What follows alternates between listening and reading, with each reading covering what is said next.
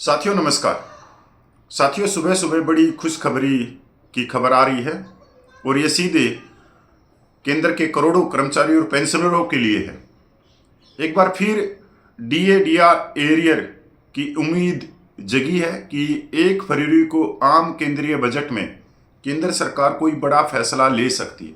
ये मैं नहीं कह रहा, ये नेशनल मीडिया की खबरें कह रही हैं। एक बार फिर डीए/डीआर एरियर का मुद्दा नेशनल मीडिया में छाया हुआ है, क्योंकि आज 27 जनवरी होगी तो 1 फरवरी से पहले ये खबर आज के दिन सोशल मीडिया हो या अखबार हो या न्यूज चैनल हो, सब में धड़ल्ले से चल रहा है।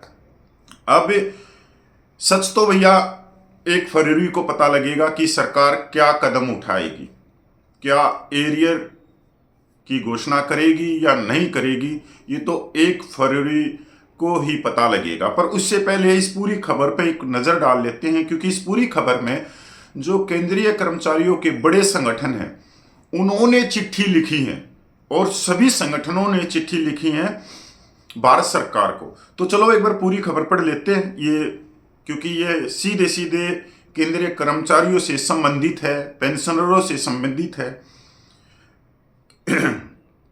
केंद्रीय कर्मचारियों के 8वें वेतन आयोग का तोहफा मिल चुका है। 8वें वेतन आयोग की संभावित सिफारिशों के अनुसार केंद्रीय कर्मचारियों की बेसिक सैलरी 18,000 से बढ़कर 34,560 से लेकर 51,000 हो सकती है, जिससे कर्मचारियों और पेंशन भोगियों को बड़ी राहत मिलेगी। इसी तरीके से पेंशन में भी 17,280 रुपये से 25,000 की बढ़ोतरी देखने को मिल सकती है। पिछले दिनों केंद्रीय कर्मचारियों के लिए एक बड़े फैसले में प्रधानमंत्री नरेंद्र मोदी के नेतृत्व में कैबिनेट ने 8वें केंद्रीय वेतन आयोग के गठन को मंजूरी दी है। अब केंद्रीय कर्मचारियों के 18 महीने के बकाये भत्ते को लेकर बड़ा अपडेट आया है। केंद्रीय कर्मचारियों के सभी संगठन बकाया एरियर के 34,402 करोड़ रुपए का भुगतान करने का अनुरोध कर चुके हैं। कर्मचारियों के कई संगठनों ने वित्त मंत्रालय में इस पर विचार करने का जोर दिया है, लेकिन अभी तक कर्मचारियों और पेंशनरों को कोई ऐसा संकेत नजर नहीं आ रहा जिससे लगे कि सरकार बकाया एरियर राशि को लौटाने पर विचार कर रही है। दरअसल यह राशि कोरोना काल के दौरान रोके गए डीए/डीआर के 18 महीने का एरियर है। फरवरी महीने में वित्त मंत्री निर्मला सीतारमण 1 फरवरी को देश का आम बजट पेश करेंगे। इस बजट से हर वर्ग के लोगों को उम्मीद है कि उनके लिए कोई बड़ा ऐलान होगा। इसी बीच कर्मचारियों को यह उम्मीद नजर आ रही है कि इस बजट में सरकार पूरी राशि न सही उसका कुछ हिस्सा ही जारी कर सकती है। सरकारी कर्मचारी और पेंशनर लंबे समय से बकाया 18 महीने के डीए/डीआर के एरियर के भुगतान की मांग कर रहे हैं। केंद्र सरकार ने इस बात को माना था कि केंद्रीय कर्मचारियों के संगठनों की ओर से बकाया डीए/एरियर की राशि के भुगतान के लिए मांग की गई है, लेकिन सरकार ने इस संबंध में कहा कि अभी एरियर के भुगतान के लिए परिस्थितियां व्यवहारिक नहीं है। इसका मतलब साफ है कि केंद्र सरकार फिलहाल कर्मचारियों के 34,000 करोड़ रुपये से ज्यादा बकाया डीआर राशि का भुगतान नहीं करने वाली। वित्त राज्य मंत्री ने सदन में कहा था, अभी भी केंद्र सरकार का राजकोषीय घाटा FRBM अधिनियम में दर्शाए स्तर से दोगुने से ज्यादा चल रहा है। ऐसे में बकाया एरियर को जारी करना संभव नहीं है। National joint council of action एवं अखिल भारतीय रक्षा कर्मचारी महासंघ, चलो यह अखिल भारतीय रक्षा कर्मचारी महासंघ, ये भाई अपने डिफेंस का ही संगठन है, के अनुसार कोरोना काल में रोके गए 18 महीने के डीए/डीआर के भुगतान की लड़ाई भी जारी है। कैबिनेट सचिव को स्टाफ साइट की राष्ट्रीय प्रसिद्ध JCM द्वारा 18 माह के डीए के भुगतान के लिए पहले ही लिखा जा चुका है। इस बाबत वित्त मंत्रालय को भी प्रतिवेदन किया गया है। केंद्र सरकार को सुप्रीम कोर्ट के फैसले का हवाला भी दिया है। इसके बावजूद सरकार इसकी ओर ध्यान नहीं दे रही। सुप्रीम कोर्ट ने अपने फैसले में कहा कि ऐसे मामलों में कर्मचारी को 6% ब्याज के साथ बकाया एरियर का भुगतान करना होता है। केंद्र सरकार ने कोरोना काल के दौरान जनवरी 2020 से जून 2021 तक 18 महीने का डीए/डीआर की 3 किस्तें रोक ली थी। उस समय सरकार ने आर्थिक स्थिति ठीक नहीं होने की बात कही थी। श्री कुमार बताते हैं कि सरकार के मन में खोट आ चुका है। केंद्र ने 2020 के प्रारंभ में कोविड-19 की आड़ लेकर सरकारी कर्मियों और पेंशनरों के डीए/डीआर पर रोक लगा दी थी। उस वक्त कर्मियों के 11% डीए का भुगतान रोक कर केंद्र सरकार ने करोड़ों रुपये बचा लिए थे। इसके बाद कर्मचारी संगठनों के प्रमुखों ने 18 महीने के एरियर के जारी करने के लिए सरकार को कई विकल्प सुझाए।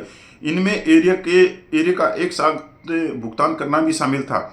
Alliance of all x paramilitary forces welfare association द्वारा इस बाबत पिछले दिनों वित्त मंत्री निर्मला सीतारमण को एक ईमेल भेजी गई थी। इसमें अनुरोध किया गया था कि बजट में अर्धसैनिक बलों में पुरानी पेंशन बहाल की जाए, डीए-डीआर के बकाया 34,402.32 करोड़ रुपए लौटाए जाएं। एसोसिएशन के महासचिव रणवीर सिंह ने अपने ईमेल में लिखा, केंद्रीय कर्मचारियों और सरहदी सिपाहियों का बकाया डीए-डीआर भुगतान जारी किया जाए। कर्मचारी संगठन के महासचिव एस.बी. यादव का कहना है कि महंगाई भत्ते और महंगाई राहत की बकाया राशि के भुगतान के लिए सरकार को कई बार पत्र लिखा जा चुका है। कोरोना काल के दौरान सरकार देश की आर्थिक स्थिति को ठीक नहीं बताते हुए महंगाई भत्ते और महंगाई राहत में कटौती कर दी थी, जबकि अब अर्थव्यवस्था पटरी पर है तो सरकार 18 महीने के बकाया एरियर का भुगतान कर देना चाहिए। National mission for old pension scheme Bharat के अध्यक्ष मंजीत सिंह पटेल भी कह चुके हैं कि 18 महीने के बकाया डीए-डीआर का एरियर कर्मचारियों का हक सरकार को जल्द से जल्द इस राशि को कर्मचारियों के खाते में डालना चाहिए, लेकिन अभी तक ऐसा कोई संकेत नहीं दिखा है जिससे लगे कि सरकार इस पर विचार कर रही है और न ही बकाया राशि को जारी करने की उम्मीद दिख रही है। सरकार को इसको लेकर साफ मना कर चुकी है। पिछले साल राज्यसभा में सरकार ने एरियर की राशि को लौटाने से मना कर दिया था। भारत पेंशनर समाज के महासचिव एस.सी. महेश्वरी भी रोके गए 18 महीने के एरियर के भुगतान का अनुरोध किया। कोरोना काल के बाद केंद्रीय मंत्री अनुराग ठाकुर ने यह घोषणा की थी कि कर्मचारियों को 28% के हिसाब से महंगाई भत्ता मिलेगा। केंद्रीय मंत्री की घोषणा का यह अर्थ था कि बढ़े हुए डीए की दर 1 जुलाई 2021 से 28% मान ली जाए। इसके मुताबिक जून 2021 से जुलाई 2021 के बीच महंगाई भत्ते में सीधे 11% की बढ़ोतरी हुई, जबकि 18 महीने रोके गए डीए में कोई वृद्धि नहीं की गई। 1 जनवरी 2020 से लेकर 1 जुलाई 2021 तक डीए-डीआर फ्रीज कर दिया गया था। कोरोना काल में डीए की 3 किस्त 1 जनवरी 2020, 1 जुलाई 2020, 1 जनवरी 2021 को रोक दी गई। इसके बाद सरकार ने जुलाई 2021 में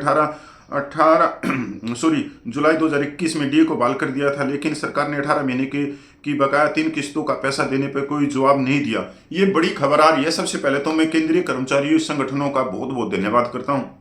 कम से कम वो अपनी मांगों से पीछे तो नहीं हट रहे, लगातार वो दबाव बनाए हुए हैं सरकार के ऊपर। अब हमारे बहुत सारे भाई कहेंगे, केंद्रीय कर्मचारी भाई नीचे लिख के जाएंगे कि सरकार नहीं देगी, सरकार ऐसी है नहीं देगी। वो एक अलग बात है, वो मेरे को भी मालूम, आपको भी मालूम है कि सरकार का कोई संकेत नहीं मिल रहा कि 18 महीने का डीए देगी।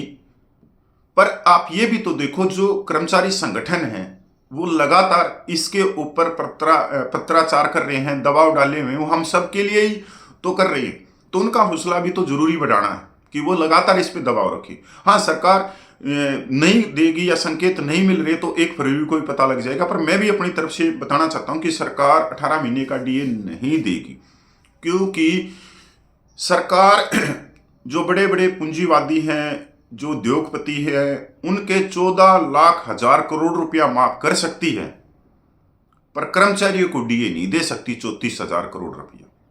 तो ये सरकार की करनी और कथनी है। अब हमारे बहुत सारे कोट टाई यूट्यूबर हैं, इसके ऊपर वो सरकार पे दबाव नहीं डालते।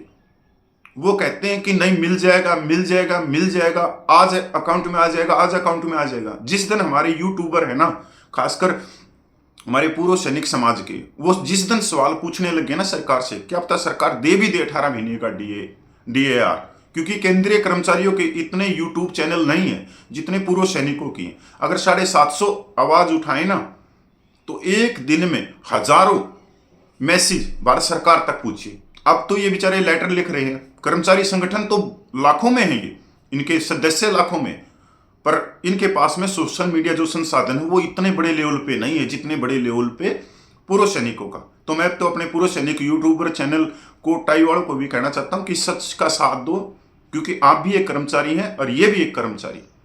कम से कम आप कर्मचारियों की आवाज को भारत सरकार तक पहुंचाओ। ये खुशखबरी, ये बल्ले बल्ले बट गए लड्डू, आ गई बर्फी, खाली काजू कतली से बाहर निकलो और सच को दिखाओ। जय हिंद, वंदे मातरम, जय भारत। मैं पूर्व सैनिक कपिल फौजी।